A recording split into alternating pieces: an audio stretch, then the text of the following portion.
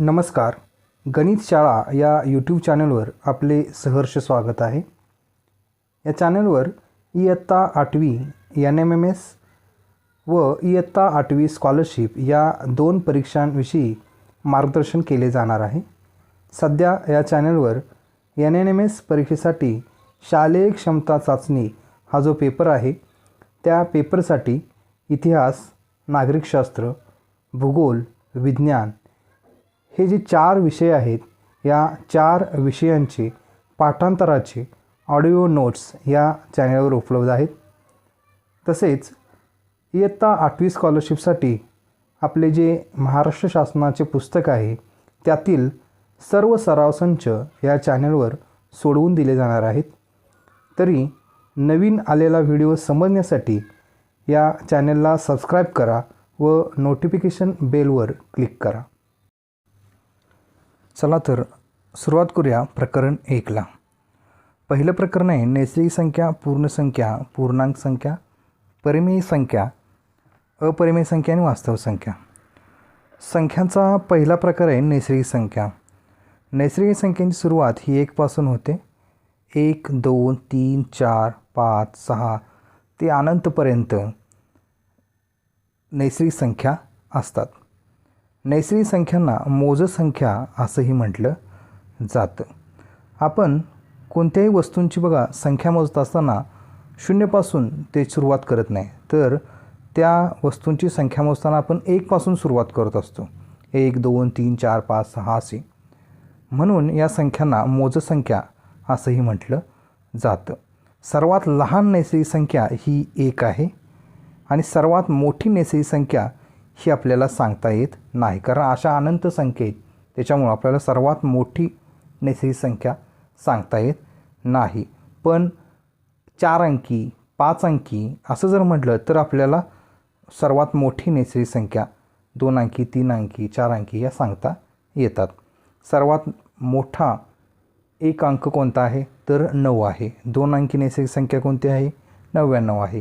3 अंकी 999. म्हणजे आपण 9 जसजसं अंक 4 अंकी, 5 अंकी असे वाढेल तसं 9 वाढवत असतो. आणि सर्वात लहान अंक कोणता तर 1 हा सर्वात लहान 1 अंक आहे. 2 अंकी म्हटले तर आपण 10 लिहित असतो. 3 अंकी म्हटले तर 100 म्हणजे 0 आपण वाढवत असतो. त्याच्यानंतर संख्यांचा पुढचा प्रकार, दुसरा प्रकार आहे पूर्ण संख्या. नैसर्गिक संख्यांच्यामध्ये 0 नव्हतं. ते नैसर्गिक संख्यांच्यामध्ये 0चा समावेश केला आणि त्या संख्यांच्या प्रकाराला नाव दिलं पूर्ण संख्या. पूर्ण संख्येची सुरुवात 0 पासून होते. 0, 1, 2, 3, 4, 5, 6 ते अनंतपर्यंतच्या अशा संख्यांचा समावेश या पूर्ण संख्यांच्यामध्ये होतो. सर्वात लहान पूर्ण संख्या 0 ही आहे.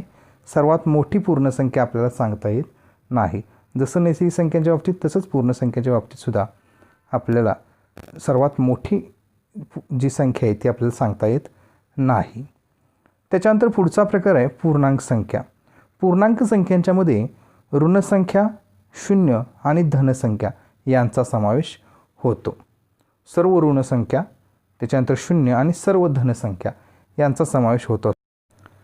सर्वात मोठी ऋणपूर्णांक संख्या आपल्याला सांगता येत नाही, कारण इकडं अनंतपर्यंत संख्या आहेत.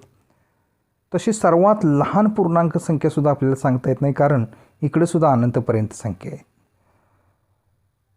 त्याच्यानंतर सर्वात मोठी ऋणपूर्णांक संख्या जर विचारली तर ती आपल्याला सांगता येते, ती ऋण1 ही आहे. सर्वात मोठी ऋणपूर्णांक संख्या ही आपल्याला सांगता येते ऋण1 ही आहे. अशा प्रकारे हे पूर्णांक संख्यांचा गट आहे. त्याच्यानंतर पुढचा संख्यांचा प्रकार आहे परिमेय संख्या. परिमेय संख्यांच्यामध्ये परिमेय संख्या म्हणजे a/b या रूपातील एक संख्या, आणि ती संख्या कशी पाहिजे ही पूर्णांक संख्या पाहिजे आणि कोणती a ही पूर्णांक संख्या पाहिजे आणि b ही शून्येतर पूर्णांक संख्या पाहिजे. a ही पूर्णांक संख्या पाहिजे आणि b ही शून्येतर म्हणजे 0 सोडून दुसरी कोणती तरी संख्या पाहिजे, तर त्या संख्येला परिमेय संख्या असं म्हटलं जातं. उदाहरणार्थ मी इथं 25/28 ही संख्या घेतो.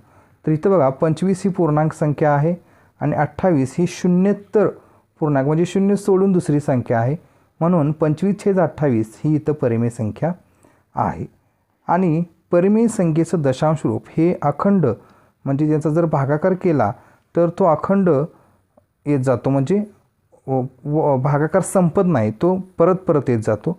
आणि दशांश रूप हे आवर्ती असतं, म्हणजे एकच संख्यांचा गट, एकच अंक परत परत येत जातो. त्याला परिमेय संख्या असं म्हटलं जातं. त्याच्यानंतर पुढचा संख्यांचा प्रकार आहे अपरिमेय संख्या.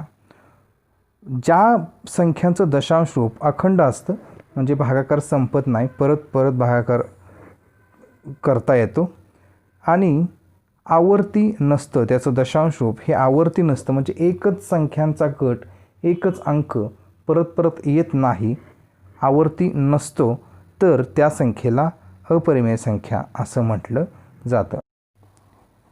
तसेच पूर्ण वर्ग नसलेल्या संख्यांची वर्गमूळं ही अपरिमेय संख्या असतात. म्हणजे उदाहरणार्थ वर्गमुळात 11, तर या 11चं वर्गमूळ निघत नाही. 11 ही वर्गसंख्या नाही, 11 ही संख्या कोणत्याही संख्येचा वर्ग नाही, त्याच्यामुळं वर्गमुळात 11 ही अपरिमेय संख्या.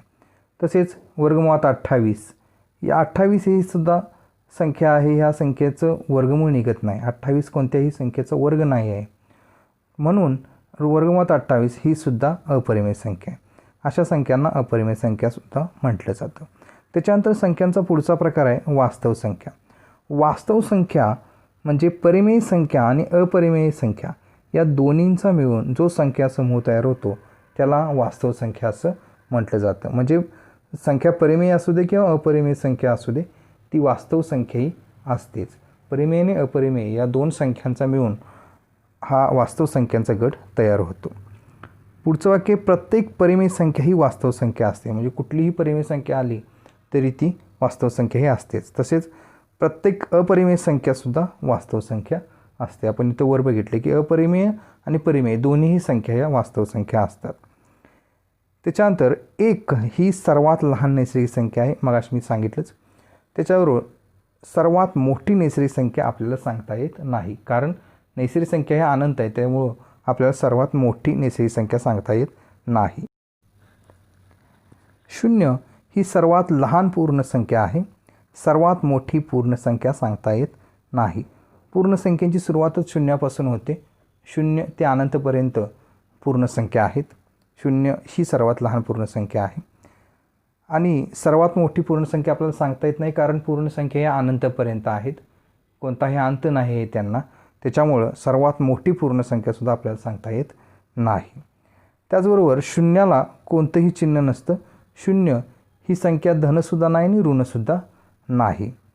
त्याचबरोबर ऋण 1 ही सर्वात मोठी ऋण पूर्णांक संख्या आहे. ऋण 1 ही सर्वात मोठी ऋण पूर्णांक संख्या आहे. फक्त सर्वात मोठी पूर्णांक संख्या म्हटलं तर ती आपल्याला सांगता येणार नाही. सर्वात मोठी ऋण पूर्णांक संख्या म्हटलेली आहे ती आपल्याला सांगता येते, ती ऋण 1 आहे. सर्वात मोठी पूर्णांक संख्या का सांगता येत नाही, कारण पूर्णांक संख्यासुद्धा धनच्या संख्येत त्यांचा समावेश त्याच्यामध्ये होतो. धनसंख्या अनंत असल्यामुळे सर्वात मोठी पूर्णांक संख्या आपल्याला सांगता येत नाही. त्याच्यानंतर सर्वात लहान ऋण पूर्णांक संख्या सांगता येत नाही. आपल्याला माहिती आहे सर्व ऋण संख्यांचा समावेशसुद्धा पूर्णांक संख्यांच्यामध्ये होतो, त्याच्यामुळं पूर्णांक संख्यासुद्धा ऋण पूर्णांक संख्यासुद्धा अनंत असल्यामुळं आपल्याला सर्वात लहान पूर्णांक संख्या ही सांगता येत नाही. सराव संच 1.1 आपण अभ्यासणार आहोत. सराव संच 1.1 एकूण 15 उदाहरणे आहेत, ती इथं मी सोडवून देत आहे. तर प्रश्न पहिला बघा, 2, 5, 7, 9, 4, 1 या अंकांपैकी कोणताही अंक एकदाच वापरून तयार होणाऱ्या 5 अंकी लहानात लहान संख्येतील हजारस्थानी असलेल्या अंकाच्या स्थानिक किमतीतून त्याच अंकाची दर्शनी किंमत वजा केल्यास वजाबाकी किती येईल. तर आपल्याला इथं 6 अंक दिलेले आहेत आणि त्याच्यापासून 5 अंकी लहानात लहान संख्या तयार करून त्यातील 1000 स्थानच्या अंकाच्या स्थानिक किमतीमधून त्याच अंकाची दर्शनी किंमत वजा करायची आणि किती उत्तर येईल हे बघायचं आहे. तर सुरुवातीला मी इथे जे अंक दिलेले आहेत ते लिहून घेतो. 2, 5, 7, 9, 4 आणि 1 हे 6 अंक दिलेले आहेत आणि आपल्याला 5 अंकी लहानात लहान संख्या तयार करायचे. म्हणजे आपल्याला या 6 अंकांपैकी 5 लहान अंक वापरावे लागतील. 5 लहान अंक कोणते आहेत बघा. 1 हे सर्वात लहान आहे, त्याच्यानंतर 2, त्याच्यानंतर 4, त्याच्यानंतर 5, त्याच्यानंतर 7 हे 5 अंक आहेत. या 5 अंकांपासून आपल्याला लहानात लहान संख्या तयार करायची. लहानात लहान संख्या तयार करत असताना अंकांचा आपण चढता क्रम लावत असतो, म्हणून या 5 अंकांचा आपल्याला चढता क्रम लावावा लागेल. मग इथं आपण अंकांचा या चढता क्रम लावून घेऊया.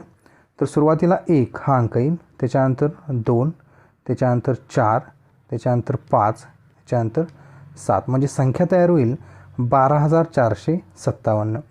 आता यातील 1000 स्थानचा अंक कोणता आहे बघा. एकक, दशक, शतक, हजार म्हणजे या संख्येच्या 1000 स्थानी 2 हा अंक आहे. मग या 2ची स्थानिक किंमत ही 2000 येणार आहे आणि या 2000मधून या 2ची दर्शनी किंमत वजा करायची आहे. 2ची दर्शनी किंमत ही 2च येईल. आता 2000मधून आपल्याला काय करायचे, 2 वजा करायचे. तर इथं शून्यामधून 2 जात नाहीत, म्हणजे आपल्याला इकडून 8च्या घ्यावा लागेल. इथं 1 राहतील, इथं 10 होतील. 10मधून 1 इकडं गेल्यानंतर इथं 9 राहतील, इथं 10 होतील. 10तून इकडं 8च्या गेल्यानंतर इथं 9 राहतील आणि इथं 10 होतील. 10मधून 2 गेले, उरले 8. 9शी 9, 9शी 9 आणि 1शी 1 म्हणजे उत्तर 1998 हे येणार आहे. पर्याय क्रमांक 3 हे याचं उत्तर असणार आहे. प्रश्न 2. 5 अंकी मोठ्यात मोठ्या नैसर्गिक संख्येत 1 अंकी लहानात लहान संख्या मिळवल्यास येणाऱ्या संख्येच्या शतक व दशक स्थानी असलेल्या अंकांच्या स्थानिक किमतीत किती फरक येईल. तर आता सुरुवातीला आपल्याला 5 अंकी मोठ्यात मोठी नैसर्गिक संख्या माहीत पाहिजे. नैसर्गिक संख्यांची सुरुवात 1 पासून होते, ती अनंतपर्यंत त्या संख्या असतात. पण 5 अंकी मोठ्यात मोठी नैसर्गिक संख्या आपल्याला माहीत पाहिजे. तर 5 अंकी मोठ्यात मोठी नैसर्गिक संख्या ही 99,999 ही आहे आणि 1 अंकी लहानात लहान संख्या ही 1 आहे. म्हणजे 99,999 आणि 1 यांची आपल्याला बेरीज करावी लागणार आहे. तर या 99,999मध्ये 1 मिळवल्यानंतर याचं उत्तर 1,00,000 येईल बेरीज केली तर. आता त्यानंतर काय सांगितले तर त्या बेरजेतील शतक आणि दशक स्थानचा अंक. शतक स्थानचा अंक 0 आहे, त्याच्यानंतर दशक स्थानचा अंक देखील 0 आहे आणि या दोन्हींच्या मधील जर फरक काढला म्हणजे वजाबाकी केली तर 0च येणार आहे. म्हणजे याचं उत्तर पर्याय क्रमांक 4 हे येणार आहे. प्रश्न 3. 0, 4, 8, 9, 6, 5, 7, 3 यापैकी कोणताही अंक एकदाच वापरून 5 अंकी मोठ्यात मोठी व लहानात लहान संख्या तयार करा. दोन्ही संख्यांची बेरीज करा. आलेल्या बेरजेतील शतक स्थानच्या अंकांची स्थानिक किंमत किती.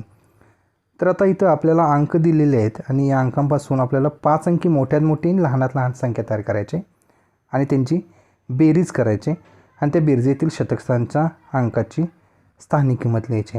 तर सुरुवातीला मी इथं अंक जे दिलेले आहेत ते लिहून घेतो. 0, 4, 8, 9, 6, 5, 7 आणि 3 हे अंक दिले आहेत. आता यात 5 अंकी संख्या तयार करायला सांगितलेली असल्यामुळं पहिल्यांदा मोठ्यात मोठी 5 अंकी संख्या तयार करायची आहे. तर आपल्याला यातील 5 मोठे अंक वापरावे लागणार आहेत आणि ते 5 मोठे अंक आपल्याला उतरत्या क्रमामध्ये लावावे लागणार आहेत जर मोठी संख्या तयार करायची असेल तर. मग तर ती मोठी संख्या पहिल्यांदा आपण तयार करूया. 5 अंकी मोठी संख्या आपल्याला तयार करावी लागणार आहे. मग 5 अंकी मोठी संख्या तयार करत असताना येथील 5 मोठे अंक घ्यावे लागतील. सगळ्यात मोठा अंक इथं 9 आहे, तर 9 घ्यावं लागेल. त्याच्यानंतर 8, त्याच्यानंतर 7 आहे, त्याच्यानंतर 6 आहे, त्याच्यानंतर 5 आहे.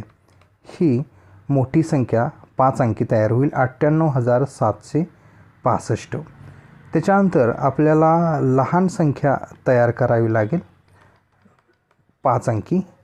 तर लहान संख्या 5 अंकी लहान संख्या तयार करत असताना आपल्याला या अंकांच्यापैकी 5 लहान अंक वापरावे लागणार आहेत. तर सर्वात लहान इथे 0 आहे, पण 0 सुरुवातीला घेऊन चालणार नाही, कारण 0 सुरुवातीला घेतलं तर 4 अंकी संख्या तयार होईल. त्यामुळं त्याच्यापेक्षा थोडा मोठा अंक कोणता आहे, तर 3 हा अंक आहे, तर तो 3 हा अंक सुरुवातीला घ्यावा लागेल. त्याच्यानंतर मग 0 घ्यावं लागेल. त्याच्यानंतर लहान अंक कोणता आहे, 4 आहे, 4 घ्यावं लागेल. त्याच्यानंतर 5 आहे आणि त्याच्यानंतर 6 आहे. म्हणजे लहान संख्या तयार होईल 30,456. आता या 2 संख्या मिळाल्या, त्या 2 संख्यांची बेरीज आपल्याला करायला सांगितलेली, तर ती बेरीज करूया आपण. 98,765 अधिक 30,456 या 2 संख्यांची आपल्याला बेरीज करायची. 5 अधिक 6 11 येईल, ह्याच्याला 1. 6 आणि 5 11, ह्याच्याचा 1 12, 2 ह्याच्याला 1. 7 आणि 4 11, ह्याच्याचा 1 12 म्हणजे 2, ह्याच्याला 1. 8 आणि 1 9, 9 आणि 3 12 म्हणजे संख्या आली 1,29,221. आता ही बेरीज आली. या बेरीजीतील शतक स्थानच्या अंकाची स्थानिक किंमत. तर शतक स्थानी किती आहे बघा, एकक दशक शतक. म्हणजे याच्या एकक शतक स्थानी 2 हा अंक आहे, म्हणजे त्याची स्थानिक किंमत 2ची 200 ही असणार आहे. म्हणजे याचं उत्तर पर्याय क्रमांक 1 हे येणार आहे. प्रश्न 4. 3 7 2 1 4 8 या अंकांपासून कोणताही अंक एकदाच वापरून तयार होणाऱ्या मोठ्यात मोठ्या 4 अंकी संख्येतील दशकस्थानी असलेल्या अंकाची दुप्पट किती येईल. तर आपल्याला इथं जे अंक दिलेले आहेत या अंकापासून आपल्याला 4 अंकी मोठ्यात मोठी संख्या तयार करायची. सुरुवातीला अंक इथे दिलेले आहेत ते लिहून घेऊया. 3 7 2 1 4 आणि 8 हे अंक दिलेले आहेत. तर या अंकांच्या मधून आपल्याला 4 अंकी मोठी संख्या तयार करायची. म्हणजे आपल्याला या अंकांच्यापैकी 4 मोठे अंक वापरावे लागतील आणि ते आपल्याला उतरत्या क्रमामध्ये लिहावे लागतील. तर सर्वात मोठा अंक याच्यातील 8 आहे, त्याच्यानंतर 7 आहे, त्याच्यानंतर 4 हा अंक आहे, त्याच्यानंतर 3 हा अंक आहे. म्हणजे 4 अंकी संख्या तयार होईल 8,743. आता ही संख्या तयार झाली. त्यानंतर काय सांगितले बघा, दशकस्थानी असलेल्या अंकाची दुप्पट. हे 4 अंकी संख्येतील दशकस्थानचा अंक, एकक दशक दशकस्थानचा अंक किती 4, त्या अंकाची दुप्पट म्हणजे 4 दशकस्थाने त्या 4ची दुप्पट. 4 2 8 म्हणजे उत्तर याचं 8 येणार आहे. पर्याय क्रमांक 2 हे याचं उत्तर येणार आहे. प्रश्न 5. 2 0 5 3 1 हे अंक प्रत्येकी एकदाच वापरून तयार होणाऱ्या मोठ्यात मोठ्या व लहानात लहान संख्येच्या फरकातील शतकस्थानचा अंक कोणता. आता सुरुवातीला जे अंक दिले आहेत ते मी इथं लिहून घेतो आहे. 2 0 5 3 आणि 1. आता याच्यापासून मोठ्यात मोठी आणि लहानात लहान संख्या तयार करायची. तर मोठी संख्या तयार करत असताना अंकांचा आपल्याला उतरता क्रम लावावा लागणार आहे, म्हणजे आपल्याला मोठी संख्या मिळेल. तर सर्वात मोठा याच्यातील अंक 5 हा आहे, त्याच्यानंतर 3, त्याच्यानंतर 2, त्याच्यानंतर 1 आणि त्याच्यानंतर 0. म्हणजे ही संख्या तयार होईल मोठी संख्या 53,210. त्याच्यानंतर लहान संख्या तयार करावी लागणार आहे. तर लहान संख्या तयार करत असताना सर्वात पहिल्यांदा आपल्याला याच्यातील लहान अंक सर्वात कोणता आहे तर 0 हा आहे. तर 0 सुरुवातीला घेऊन नाही चालणार, कारण ती 4 अंकी संख्या तयार होईल आणि ती लहान होईल पण ती 4 अंकी होईल. मग आपण काय करायचं आहे तर सुरुवातीला 0पेक्षा मोठा अंक किती आहे तर 1 हा आहे, तो घ्यायचा आहे. त्याच्यानंतर 0 घ्यावं लागेल, त्याच्यानंतर 2, त्यानंतर 3 आणि त्याच्यानंतर 5. म्हणजे मोठी संख्या तयार होईल 53,210, लहान संख्या तयार होईल 10,235. आता काय सांगितलं, या दोन संख्यांच्या फरकातील, आता या दोन संख्यांचा फरक म्हणजे या दोन संख्यांची आपल्याला वजाबाकी करावी लागेल. 53,210 वजा 10,235 या संख्यांची आपल्याला दोन संख्यांची वजाबाकी करावी लागेल. शून्यामधून 5 जाणार नाहीत म्हणून हातच्या घ्यावा लागेल. इथं 0 राहतील, इथं 10 होतील. 10मधून 5 गेले, उरले 5. शून्यातून 3 जाणार नाही तेव्हा हातच्या घ्यावा लागेल. इथं 1 राहील, इथं 10 होतील. 10तून 3 गेले 7. 1मधून 2 जाणार नाहीत तेव्हा हातच्या घ्यावा लागेल. इथं राहिले 2, इथं झाले 11. 11तून 2 गेले 9. 2 2, 5मधून 1 गेला, उरला 4. म्हणजे फरक आला 42,975. आता याच्यातील शतक स्थानचा अंक कोणता आहे? एकक, दशक, शतक. शतक स्थानचा अंक इथं 9 आहे, म्हणजे पर्याय क्रमांक 3 हे याचं उत्तर येणार आहे. प्रश्न 6. 2 अंकी सर्वात लहान धनपूर्णांक संख्या व 2 अंकी मोठ्यात मोठी ऋणपूर्णांक संख्या यांची बेरीज किती? आता पूर्णांक संख्या कोणकोणत्या असतात तर धनसंख्या, ऋणसंख्या आणि 0 या 3 घटकांचे मिळून पूर्णांक संख्या तयार होत असतात. याच्यामध्ये सर्वात लहान धनपूर्णांक संख्या ही 10 येईल, धनपूर्णांक 10 ही संख्या येईल. आणि 2 अंकी मोठ्यात मोठी ऋणपूर्णांक संख्या ही ऋण 10 येईल. 2 अंकी मोठ्यात मोठी ऋणपूर्णांक संख्या ही ऋण 10 येईल. त्या दोन्हींची बेरीज आपल्याला करायला सांगितलेली आहे. म्हणून 10 अधिक ऋण 10 जर हे आपण सोडवलं म्हणजे 10 अधिक ऋण 10 म्हणजेच 10 वजा 10. 10 वजा 10 केलं तर याचं उत्तर 0 येईल. म्हणजे यांची बेरीज जर केली तर यांची बेरीज उत्तर 0 येणार आहे, म्हणजेच पर्याय क्रमांक 4 हे याचं उत्तर येणार आहे. प्रश्न 7. खालीलपैकी सर्वात मोठी पूर्णांक संख्या कोणती? पर्याय दिलेत 25, ऋण 20, 15 आणि ऋण 100. आता सर्वात मोठी पूर्णांक संख्या म्हणली तर इथं ज्या ऋणसंख्या दिलेल्या आहेत ऋण 20, ऋण 100 या तरी काही मोठ्या असणार नाहीत, कारण ऋणसंख्या या नेहमी धनसंख्यांच्यापेक्षा लहान असतात. त्यामुळे ऋण 20 आणि ऋण 100 हे तर येणार नाही. त्याच्यानंतर उरले पर्याय 25 आणि 15.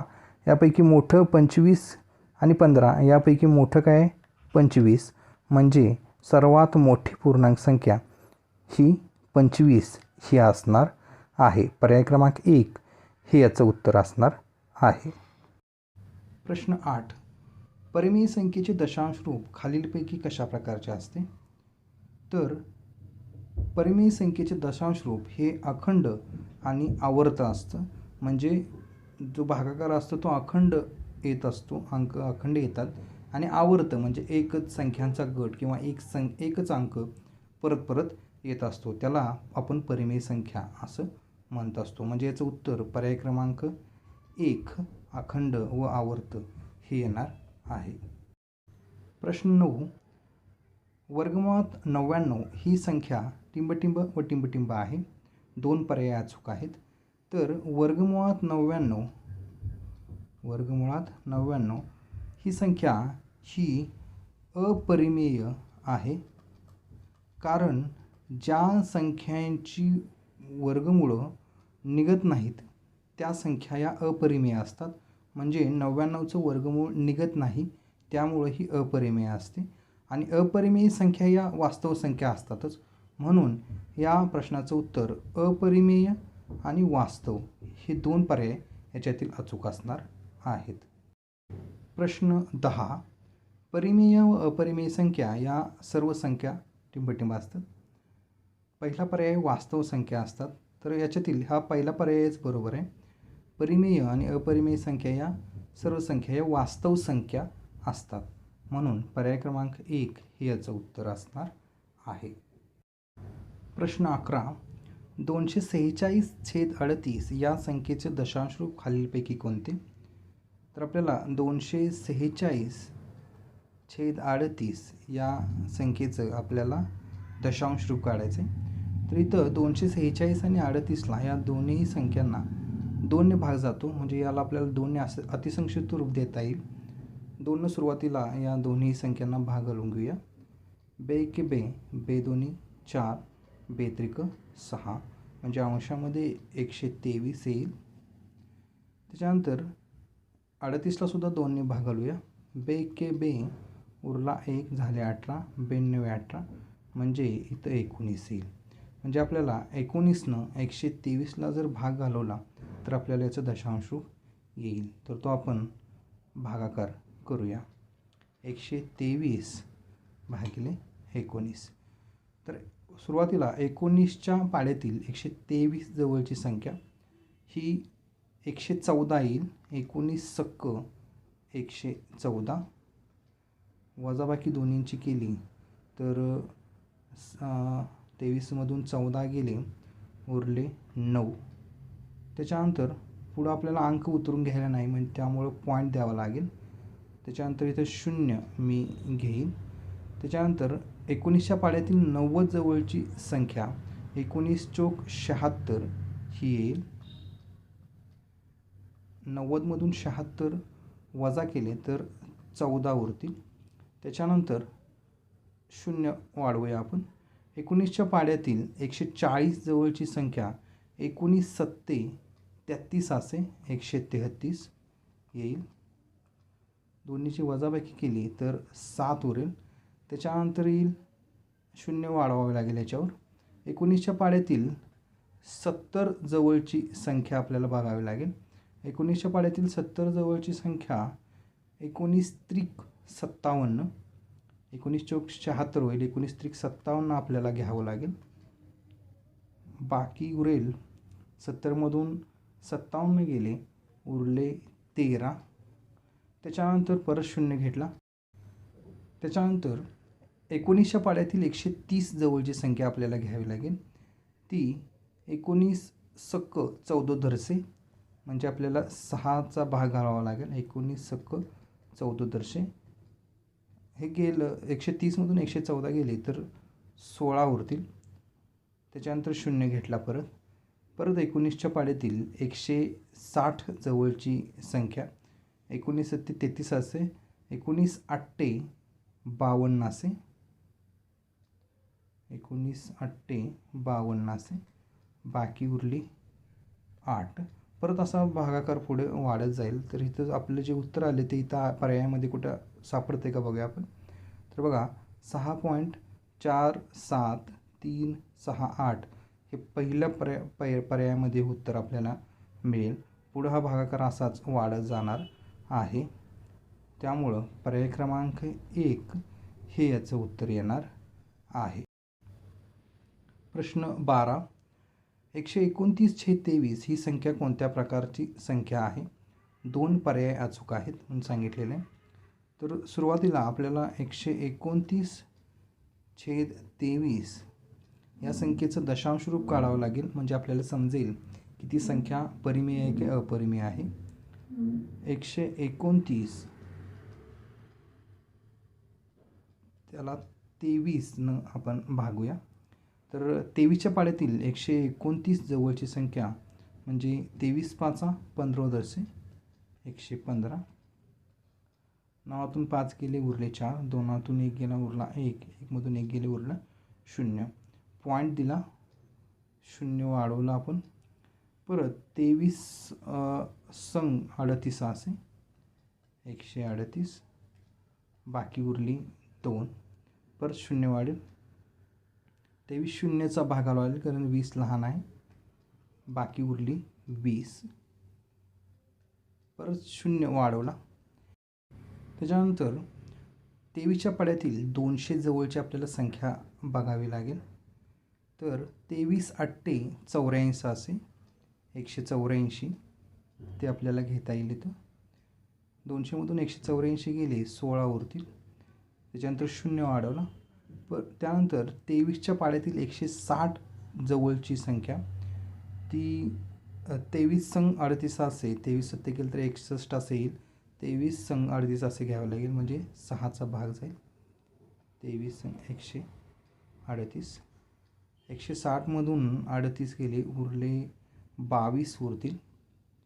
त्याच्यानंतर 0 वाढवावं लागेल. 23 10 केलं तर 230 होईल. ते करून चालणार नाही. 23 9 207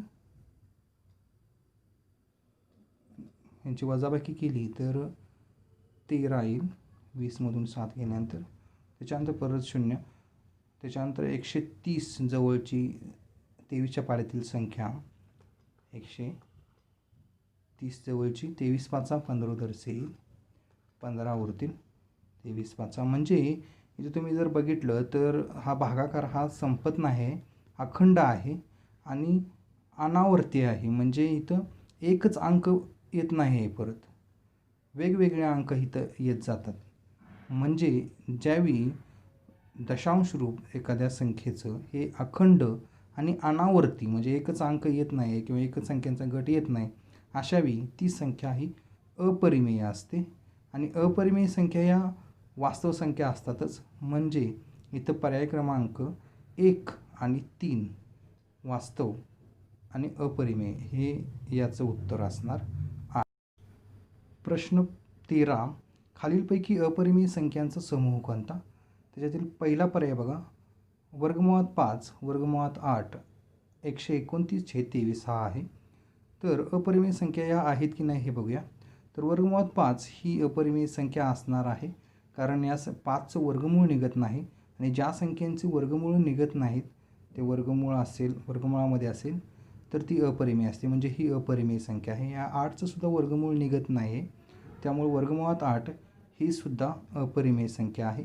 आणि याच्या अगोदरच्या उदाहरणामध्ये आपण 129/23 हे सोडवून घेतलेलं आहे, ही सुद्धा अपरिमेय संख्या आहे. म्हणजे अपरिमेय संख्यांचा समूह हा पहिलाच पर्याय आपल्याला दिलेला आहे तो असणार आहे. म्हणजे याचं उत्तर पर्याय क्रमांक 1 हे येणार आहे. प्रश्न 14. संख्येचे दशांश रूप अखंड आवर्ती व अखंड अनावर्ती असणाऱ्या संख्यांना अनुक्रमे टिंबटिंब संख्या असे म्हणतात. तर अखंड आवर्ती ज्या संख्या असतात त्यांना परिमेय संख्या असं म्हटलं जातं, अखंड आवर्ती संख्यांना. आणि ज्या अखंड अनावर्ती म्हणजे भागाकार संपत नाही आणि एकच संख्यांचा गट येत नाही किंवा एकच अंक येत नाही, अशाला अनावर्ती असं म्हणतात, अखंड अनावर्ती. या संख्यांना अपरिमेय असं म्हटलं जातं. तर त्या संख्यांना अनुक्रमे परिमेय आणि अपरिमेय असं म्हटलं जातं. म्हणजे पर्याय क्रमांक 2 हे याचं उत्तर असणार आहे. प्रश्न 15. पूर्णांक संख्यांचा समूह म्हणजे? तर पूर्णांक संख्यांचा समूह म्हणजे त्या पूर्णांक संख्यांच्यामध्ये धनसंख्या, ऋणसंख्या आणि 0 हे 3 घटक येत असतात. त्याला पूर्णांक संख्या आपण असं म्हणत असतो. म्हणजे ह्याच्यातील पर्याय क्रमांक 2 हा येणार आहे. धनपूर्णांक, ऋणपूर्णांक व 0 म्हणजे पूर्णांक संख्यांचा समूह असतो.